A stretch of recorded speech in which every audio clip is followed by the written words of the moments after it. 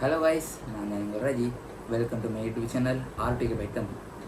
So இன்றைக்கி வந்து computer பேசிக்ன்ற அந்த பிளேலிஸ்ட்டை வந்து செகண்ட் வீடியோ தமிழ்நிலையே பார்த்துருப்பீங்க. என்னது போய் சொல்ல போகிறது. ஓகே, நீங்கள் வந்து கம்ப்யூட்டரில் அதுக்கு முன்னால் இருந்து நீங்கள் உங்களோட ஒட்டுமொத்த ஒர்க்கையுமே நீங்கள் செய்கிறீங்க.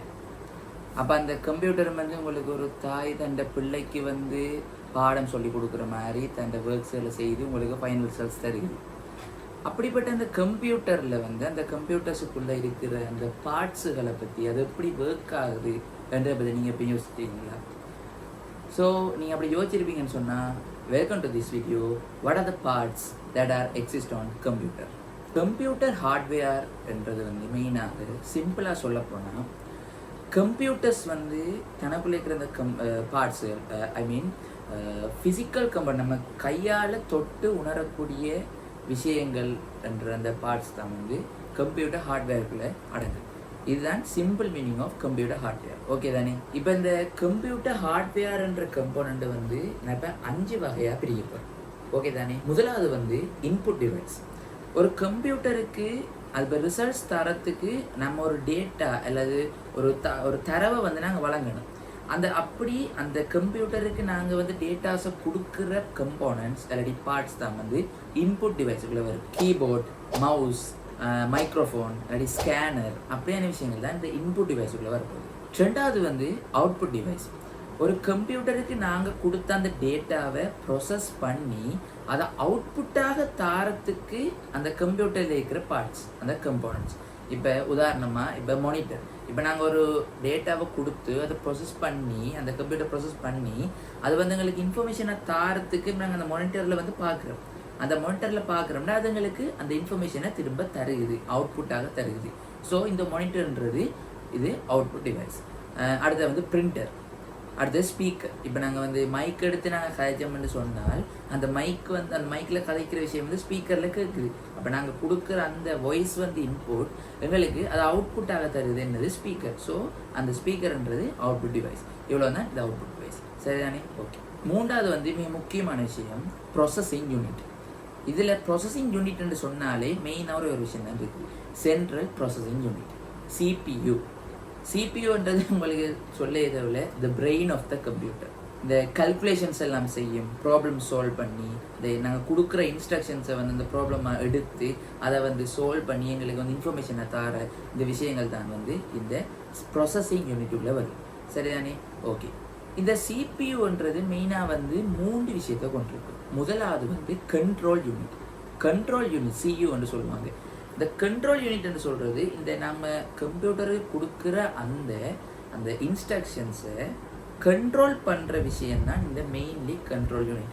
நான் வந்து இப்போ கம்ப்யூட்டர் ஆர்கிடெக்சர்ன்றதில் 1 ஹியூமன் ஆர்கிடெக்சர்ன்றலாம் நான் வீடியோ போடுவேன். அதில் வந்து உங்களுக்கு டீட்டெயிலாக விளங்கும் இந்த கண்ட்ரோல் யூனிட்டை பற்றிலாம். சரியானே? ஓகே, விஷயத்துக்கு வருவோம். ஓகே. ரெண்டாவது விஷயம் வந்து அரித்மெட்டிக் லாஜிக் யூனிட், ALU. இப்போ அடிஷன், சப்ட்ராக்ஷன், டிவிஷன், மல்டிப்ளிகேஷன் அப்படியான அந்த விஷயங்களை வந்து கொடுக்குற அதை எடுத்துக்கொண்டு அதை செய்கிற விஷயங்கள் தான் இந்த ALU. சரிதானே? ஓகே. மூன்றாவது விஷயம் ரெஜிஸ்டர்ஸ். ரெஜிஸ்டர்ஸ் என்று சொல்கிறது வந்து மொத்தமாக அந்த சிபியூக்குள்ளே மெயின்லி 32 ரெஜிஸ்டர்ஸ் இருக்குது. நான் அதெல்லாம் டீட்டெயிலாக போடுவேன். MIPS என்று சொல்கிற ஒரு விஷயத்துக்குள்ளே என்ன மனுஷன். இந்த ரெஜிஸ்டர்ஸ் வந்து டெம்பரரியாக வந்து இன்ஸ்ட்ரக்ஷன்ஸை உடனே வந்து அதை ஸ்டோர் பண்ணி இல்லாட்டி அந்த இன்ஸ்ட்ரக்ஷன்ஸை வந்து அடுத்த லெவலுக்கு கொண்டு போகிற இந்த மெமரி தான் வந்து ரெஜிஸ்டர்ஸ். இது ஒரு டெம்பரரி மெமரி. ஓகே தானே? 4வது விஷயம் பார்க்க போகிறோம், மெமரி யூனிட். அதாவது நாங்கள் கொடுத்து டேட்டாவோட கொடுத்து அதை ப்ரொசஸ் பண்ணி அதை வந்து இன்ஃபர்மேஷனாக தருது தானே. அந்த இன்ஃபர்மேஷன்ஸை வந்து ஸ்டோர் பண்ணக்கூடிய விஷயங்கள் அதான் மெமரி யூனிட். எவ்வளோ வரும்? மெமரி யூனிட்டாக மெயினாக 2 இதாக பிரிக்க போகிறோம். ஒன்று வந்து பிரைமரி மெமரி, அடுத்தது செகண்டரி மெமரி. பிரைமரி மெமரி என்று சொல்கிறது என்னென்னு கேட்டால் அதில் 2 விஷயம் வரும், RAM, ROM. Random access memory, read only memory. இப்போ இந்த RAM என்று சொல்கிறது ஒரு டெம்பரரியான ஒரு மெமரி. இன்ஸ்ட்ரக்ஷன்ஸை வந்து அந்தந்த டைமுக்கு டக்குன்னு ஒரு ஷார்ட் டைம் பீரியடுக்குள்ளே ஸ்டோர் பண்ணி அதை வந்து ரீட்ரைவ் பண்ணக்கூடியது இந்த RAM. சரியானே? இந்த RAM வந்து உதாரணமாக பார்க்க போனோம்னு சொன்னால் DDR5, DDR7 இப்போ வர ரேமுகள்.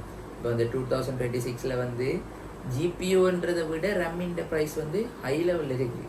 லைக் இப்போ $1,000 to $1,200 இருக்குன்னா பாருங்கள் எந்த அளவுக்கு இந்த RAM வந்து கூடுதலாக முக்கியத்துவம் கொடுக்குது இந்த கம்ப்யூட்டர் டெக்னாலஜி சைடில். சரியானே? இந்த ரம்மோட முக்கியமான விஷயம் வந்து டேட்டாவை ஸ்டோர் பண்ணும். அட் த சேம் டைம் இது வந்து நாங்கள் volatile மெமரி என்று சொல்லுவோம். அது volatile மெமரி என்று சொன்னால் என்னென்னு கேட்டால், நாங்கள் இப்போ ஒரு விஷயம் வந்து நாங்கள் இப்போ செய்து கொண்டிருக்கிறோம், இன்ஸ்ட்ரக்ஷன் ஒன்று கொடுத்து அதை ப்ராசஸ் பண்ணி அதை அவுட்புட்டாக தார நேரத்தில் இப்போ வந்து அந்த அதுக்குரிய அந்த கனெக்ஷன் வந்து இப்போ அந்த பிசிக்குரிய கனெக்ஷன் வந்து இல்லாமல் போயிட்டு இருந்தால் நம்ம அந்த கொடுத்த அந்த எல்லா வகையான இன்ஸ்ட்ரக்ஷனும் ஒரேடியாக போயிடும். இதுக்கு தான் நாங்கள் volatile மெமரி, டெம்பரரியாக வந்து இன்ஸ்ட்ரக்ஷன் வந்து அந்தந்த டைமில் வந்து ஸ்டோர் பண்ணுறது இந்த RAM. அடுத்த விஷயம் ROM, read only memory. Read only memory என்றது வந்து கம்ப்யூட்டரோடையே இன்டர்னலாக வர மெமரி. அந்த மெமரி வந்து நான் volatile, அதாவது வந்து பெர்மனண்டாக ஸ்டோர் ஆகும். ஓகே தானே? அடுத்தது வந்து செகண்டரி மெமரி. செகண்டரி மெமரிக்குள்ளே வந்து ஹார்ட் டிஸ்க், எஸ்டிடி, அடுத்தது வந்து CD drive, compact disk drive. சரி, அடுத்தது அஞ்சாவதாக நாங்கள் லாஸ்ட்டாக பார்க்க போகிற விஷயம் வந்து internal hardware unit. Internal hardware யூனிட்டில் வர போகிற விஷயங்கள் power supply unit. Power supply மெயினாக வந்து இப்போ நம்ம கம்ப்யூட்டர் வந்து வேலை செய்ய போகுதுன்னு சொன்னால் கட்டாயம் வந்து நாங்கள் பவர் கொடுப்போம். அதுக்குரிய இந்த கரண்ட் இதை கொடுத்தா தான் அது வேலை செய்யும். ஸோ அதுக்கு இருக்கிற முக்கியமான விஷயம் வந்து பவர் சப்ளை யூனிட். அடுத்தது நெட்வொர்க் கார்டு, அடுத்தது வந்து ஜிபியு. சரியானே? இந்த இப்படியான விஷயங்கள் எக்ஸ்டர்னலாக இருக்கிற அந்த இன்டர்னல் ஹார்ட்வேர்ஸ் தான் வந்து இந்த இது விஷயத்துக்குள்ள அடங்கும். சரியானே? மதர்போர்டு வந்து இன்டர்னல் ஹார்ட்வேர்லாம் வரும். சரியானே? அடுத்தது வந்து நான் அந்த ஜிபியு சிபியு அதில் பற்றினா டீட்டெயிலாக அடுத்த வீடியோவில் போடுவேன். நீங்கள் குழம்ப வேணாம்.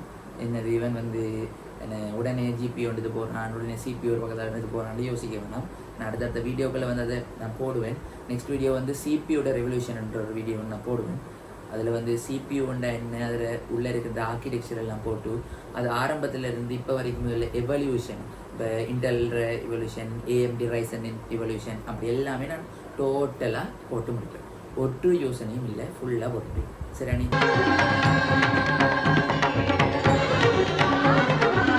ஓகே கைஸ், எவ்வளோ தான் வீடியோ. ஸோ வீடியோ வந்து ஃபுல்லாக ஸ்கிப் பண்ணாமல் பாருங்கள். அப்படி இந்த ஆர்டிகல் சேனலை வந்து சப்ஸ்கிரைப் பண்ணுங்கள். நீங்கள் போடுற ஒப்பீனியன்ஸ், அந்த கமெண்ட்ஸ், லைக் அப்படியான விஷயங்கள் தான் வந்து என்ன நெக்ஸ்ட் வீடியோக்குள்ளே போடுறதுக்கு ஒரு ஹெல்ப்பாக இருக்குது. So thank you. ஃபுல்லாக பார்த்துருவீங்க நம்புகிறேன். ஃபுல்லாக பார்த்துருந்தா தான் நான் இப்போ சொல்கிற இந்த கடைசியாக சொல்கிற விஷயம் வந்து உங்களுக்கு தெரிஞ்சிருக்கும். அவ்வளோதான். ஸோ நெக்ஸ்ட் வீடியோவில் சந்திக்கிறேன். பாய்.